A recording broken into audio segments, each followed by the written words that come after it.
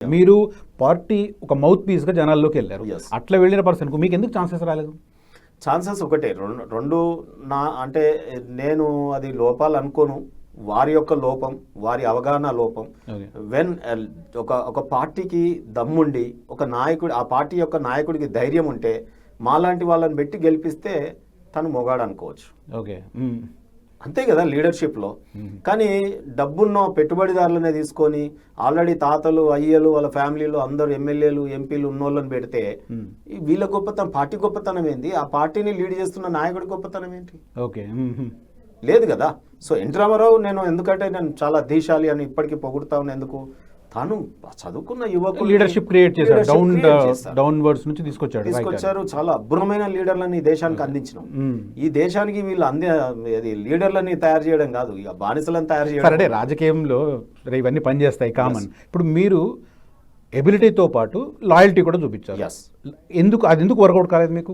కేటీఆర్ అన్న, కేసీఆర్ అన్న ఫ్యామిలీ మీద నేను వ్యూహాత్మకంగానే రాజకీయ జ్ఞానంతోనే ఒక లాయర్గానే ఒక ఉపాధ్యాయుడి కొడుకుగా ఈ కాంప్రమైజ్ అనేది కూడా రాష్ట్ర హితం దృష్ట్యా చేశాను. కానీ లాస్ట్ 5 years మాత్రం తీవ్రంగా మదన పడ్డాను.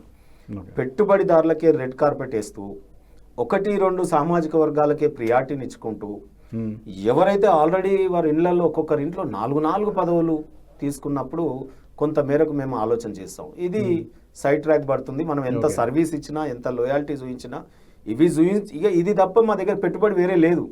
లోయలిజం పెట్టుబడి, చదువుకున్న పెట్టుబడి, కష్టం చేసే పెట్టుబడి, ఒక పార్టీకి సర్వీస్ ఇచ్చే పెట్టుబడి తప్ప మా దగ్గర వేరే ధనం లేదు. అచ్చా, ఉన్నా సంపాదించుకుందామంటే 14 ఏళ్ళు జై తెలంగాణ ఇదే పని మాకు. పొద్దున లేస్తే భార్య పిల్లలతోని ఊర్లు పోలే, పండుగలకు పోలే, పబ్బాలకు పోలే, మస్తు తిట్లండి పిల్లలతోని. హాస్పిటల్ పోయేటప్పుడు కూడా పండుగలు వచ్చినా కూడా దాన్ని మళ్ళీ తెలంగాణ ఉద్యమానికి ఏదో రకంగా అటాచ్ చేయడమే కదా. తీసుకొని పో, మీ అమ్మలు తీసుకొని పో, మీ నాయనలు తీసుకొని పోయి ఈ రకంగా చెప్పుతూ మేము ఉద్యమం ఏదో రాష్ట్రం గురించి స్వాతంత్ర పోరాటం ఆ రోజు లేదు, పార్టిసిపేట్ చేయలేదు దేశానికి.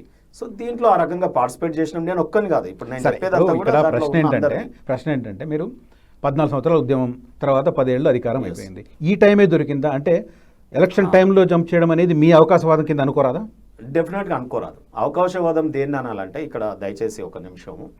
ఇప్పుడు ఆల్రెడీ దీంట్లో ఒకరింట్లో ఒక ఎంపీ, ఒక ఎమ్మెల్యే, ఒక మంత్రి, ఒక మేయర్లు, కార్పొరేటర్లు, అన్ని పదవులు నామినేటెడ్ కూడా ఒక్కొక్క ఇంట్లో 4, మీ పేర్లతో చెప్పాలంటే కేకే గారు కావచ్చు, కడియం శ్రీఆర్ గారు కావచ్చు, కేసీఆర్ గారి కుటుంబం కావచ్చు, అనేక మంది. సో ఒక్కొక్కరి ఇంట్లో అప్పుడు ఎందుకు బయటకు రాలేదు మరి మీరు? ఇప్పుడు ప్రతి కాన్స్టిట్యున్సీలో మీరు చూడండి, ఎమ్మెల్యేలు వాళ్ళ కొడుకుల్ని ప్రమోట్ చేసుకున్నారు, ఎంపీలు మంత్రులు ప్రమోట్ చేసుకున్నారు. మొదటి 5 ఏళ్ల వరకు మమ్మల్ని తప్పు పట్టడానికి వీల్లేదు, మేము రాష్ట్ర హితం దృష్ట్యా ఉన్నామన్నాం. నెక్స్ట్ 5 yearsలో మేము ఎందుకు డిలే చేశామంటే వారు ఇప్పుడు కాకపోతే రేపైనా చేస్తారేమో, ఇంకా మనం అడగాలి కదా, మనం పోరాటం చేయాలి కదా అనుకుంటున్నటువంటి దశలో మేము మాట్లాడుతూ ఉన్న క్రమంలోనే ఇంటర్నల్గా ఇప్పుడు రాజేష్ గారిని తీసుకెళ్లి కేసీఆర్ గారి ముందు నేను మాట్లాడాను కదా. మీకు ఒక ఎగ్జాంపుల్ చెప్తాను. మీ బీట్ చూసే వాళ్ళు, తెలంగాణ బీట్ చూసే జర్నలిస్టులు అని ఎవరినైనా అడగండి, టీఆర్ఎస్ ఎల్పీ మీటింగ్ దానికన్నా అద్భుతమైన పెద్ద మీటింగ్ ఏది ఉండదు. మరి ఆ మీటింగ్లో అంతమంది ఎమ్మెల్యేలు, ఎంపీలు, జిల్లా పరిషత్ చైర్మన్లు, రాష్ట్ర పార్టీ కార్యవర్గంలో కేసీఆర్ గారు అన్న మాట చెప్తా ఉన్నాను, ఈసారి నేను తాడూరు శ్రీనివాస్ గారికి ఎమ్మెల్సీ ఇస్తున్నాను, గవర్నర్ కోటాలో ఇస్తున్నాను, లేదా 7 సీట్లు వస్తున్నాయి దాంట్లో ఇస్తున్నాను. ఎందుకు ఇస్తున్నాను? ఇప్పటివరకు చట్టసభలో ప్రాతినిధ్యం లేని కులానికి చెందిన వారు మనము కుమ్మర్లకు ఇవ్వాలి, మనం విశ్వకర్మలకు ఇవ్వాలి, మనం నాయి బ్రాహ్మణులకు ఇవ్వాలి, మనం రజకులకు ఇవ్వాలి, మనం జాతుల పేర్లు చెప్పినారు. అప్పుడు నేను కొంత మేరకు అప్పుడు హ్యాపీ చెప్పినప్పుడేమో హ్యాపీ ఫీల్ అయినాం. కొంత కాలం అయితే వెయిట్ చేయాలి, ఎవరైనా చెప్పినప్పుడు మనం దానికంటూ కొంత కాలమానం మనం వెయిట్ చేయాల్సిన పరిస్థితి వస్తుంది. కానీ అవి నిర్ణయాలు జరిగినప్పుడు 7 ఎమ్మెల్సీలు వస్తే మీరు చెప్తే నమ్మరు, ఒక్కరు తప్ప 6 ఒకే సామాజిక వర్గానికి. సో అప్పుడు నేను కళ్ళు తెరిచాను, అసలు ఏంటిది, నాకే కాదు పార్టీలో ఉన్న సీనియర్ నాయకులందరికీ ఇది ఎక్కడో అన్యాయం జరుగుతుంది. సరే, నన్ను మోసం చేస్తే నేను భరిస్తా, okay, out of love and affection వారితో ప్రయాణం చేసినాం కాబట్టి. ఒక దుర్మార్గుడైనా మంచోడైనా బాధ అనిపించింది కదా, అంత బాధ అనిపించింది కదా. మరి అప్పుడే ఎందుకు పదవిని వదులుకోలేదు? అప్పుడే ఎందుకు పార్టీ నుంచి బయటకు రాలేదు? అధికారం కోల్పోయి పార్టీ వీక్ అయిన టైంలో అదను చూసి ఎందుకు బయటకు వచ్చారు? నేను అదే చెప్తా ఉన్నా మీకు. ఇప్పుడు అట్లా అవకాశాలు పొందిన వాళ్ళు మళ్ళీ కాంగ్రెస్ పార్టీకి వెళ్తే దాంట్లో మళ్ళీ వాళ్ళు రెన్యువల్ చేసుకుంటే వాళ్ళు అవకాశవాదులు. ఇప్పుడు నాకున్నది ఏంటంటే పార్టీ సెక్రటరీ అది ఒకటే కదా. ఇప్పుడు బీజేపీకి పోయినా ఏం లేదు కదా, ఎంబీసీ చైర్మన్ గా కూడా నేను లేను కదా. నన్ను ఒక 3 ఏళ్ళు పెట్టినారు, ఆ 3 ఏళ్లలో ఫస్ట్ 2 years ఒక జీవో, ఆ తర్వాత ఇంకో జీవో రానికి 2 నెలల ముందు నుంచే మేము అడగాలి. అడగంగా ఏదో భిక్షం వేసినట్టు ఇంకొక 1 ఇయర్. కాకపోతే ఏంటంటే మాకన్నా జూనియర్స్ ఎవరైతే వేరే పార్టీ నుంచి వచ్చినారో, కేసీఆర్ గారిని తిట్టినారో, టీవీ మీడియాలో మమ్మల్ని తిట్లు కొట్లు అన్ని మీరు చూశారు. అవతల పార్టీ వాళ్ళు వచ్చి దొర అంటుంటే మా సార్ని దొర అంటామని మేము కొట్లాడిన వాళ్ళందరినీ కూడా మాకన్నా 5 ఏళ్ళు 10 ఏళ్ళు చైర్మన్లు, ఎమ్మెల్సీలు, ఎమ్మెల్యేలు ఇస్తుంటే అప్పుడు బాధ కనువిప్పు జరిగి మేము వెళ్ళినాం. మీరు అన్న ఒక మాట ఇక్కడ మనం కోట్ చేయాల్సిన పరిస్థితి కనిపిస్తుంది. పదవి ఇచ్చారు కానీ చెక్ పవర్ గుంజుకున్నారని. That's a serious comment. ఎలా చేయగలరు అంటే వారు కేసీఆర్ గారు ఏంటంటే ఎవరికైనా పదవులు ఇచ్చినారు, ఒక జీతం ఇచ్చినాడు, లేకపోతే ఆ ప్రభుత్వ ఫెసిలిటీ ఏదైనా కారు గీరు ఉంటే అవన్నీ చేసినారు. సో కానీ దానికి కావాల్సి ఒక్కసారి కూడా సమీక్షలు లేవు. ఇప్పుడు ఉదాహరణకి ఎంబీసీ కార్పొరేషన్, డెవలప్మెంట్ కార్పొరేషన్, ఎంబీసీలను ఉద్ధరించడానికి పెట్టినారు. మరి నేను కొన్ని నివేదికలు తయారు చేస్తా కదా. ఎంబీసీ చైర్మన్గా అనేక కులాల వారు చిన్న సంచార జాతుల వారికి ఏ రకమైన నివేదిక ఇవ్వాలని తయారు చేసి ఇస్తాం. బట్ దెర్ ఇస్ నో సమీక్ష.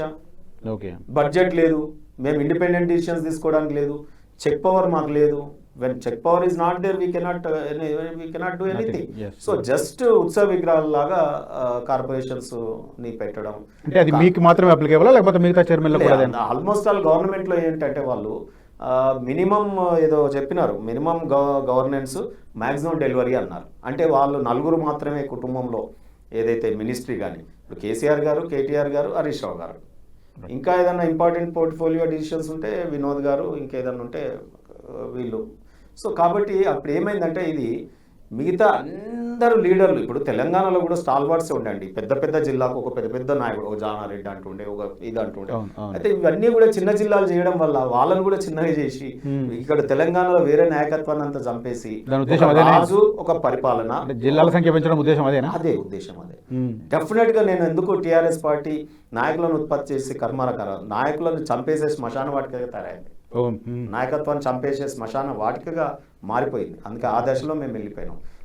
దింపుడు కల్లా మాష అంటారు కదా, ఇంకా మారుతారు, ఇక మారుతారు అనుకున్నాం. అయితే మొన్న ఇది గవర్నమెంట్ పోయిన తర్వాత మారుతారు అనుకున్నాం. కానీ నాకేం తెలుసు సార్, నేను కలలు కన్నా అట్లనే ఉందునేమో. సరే లోయలిజమా, ఇంకోట వారితో ఇన్నేళ్ళు ట్రావెల్ చేసినందుకు ప్రేమనా, ఇంకోట కావచ్చు. కానీ గిన్నె వెళ్తాయి అనుకున్నామా మేము? ఓ దిక్కు ఫోన్ ట్యాపింగ్లు, ఓ దిక్కు కరప్షన్ ఛార్జెస్, ల్యాండ్ మాఫియాలు, ఇవి అన్నీ ఇప్పుడు బయటకు వెళ్తూ ఉంటే కొంత భయం వేసింది నిజంగా కూడా. ఒక ప్రభుత్వమే ముఠాగా ఏర్పడి వసూలు కార్యక్రమం చేస్తే మీకు పార్టీలు ఉన్నప్పుడు తెలీదా ఇవన్నీ జరుగుతున్నాయి తెరవని? కానీ ఏడ తెలిసింది సార్, మొన్న ఈ మధ్యనే కదా ఇవన్నీ మీరు బయట పెడుతుంది. మీరు చాలా క్లోజ్ సర్కిల్లో ఉండేవాళ్ళు KCR, not only in the party but KCR ఫ్యామిలీతో కూడా అటాచ్ కదా. అప్పుడే మీ మీడియాలో వచ్చేది కదా. 2022 నుంచి 20 నుంచే స్టార్ట్ అయింది ప్రాసెస్ లిక్కర్ స్కామ్స్ సంబంధించి. గవర్నమెంట్ ట్యాపింగ్ కూడా 2015 నుంచి స్టార్ట్ అయింది తెలిసింది. ఇప్పుడు ఒక లాయర్గా ఊహాగానాల మీద, హైపోథెటికల్ మీద మీడియా ఏదో ఊహాగానంతో స్టోరీస్ అల్లితే మేము నమ్ముతాం కదా. ఇప్పుడు కేసీఆర్ గారి నాయకత్వాన్ని మేము ఉన్నామంటే మా నాయకుడు మీడియాలో ఏం రాలేదు, కానీ అంతర్గతంగా ఏం జరుగుతుంది అనేది ఇన్పుట్స్ ఉంటాయి. ఇన్పుట్స్ తెలిసేటట్టు చేస్తారు ఎవరైనా. కరప్షన్ అంటేనే తెలియకుండా చేస్తారు, బయటపడకుండా చేస్తారు. ఫోన్ ట్యాపింగ్ అంటే మాకు తెలుస్తుంది, అది తెలిస్తే అప్పుడే కంప్లైంట్ ఇద్దాం కదా. ఓకే, పార్టీలో ఎట్టిస్తారండి ఏమన్నా అడ్వకేట్, అది అనెతికల్ అనుకున్నప్పుడు ఇస్తాం కదా. తప్పేముంది, అంతా మేము చేయవచ్చేం లేము.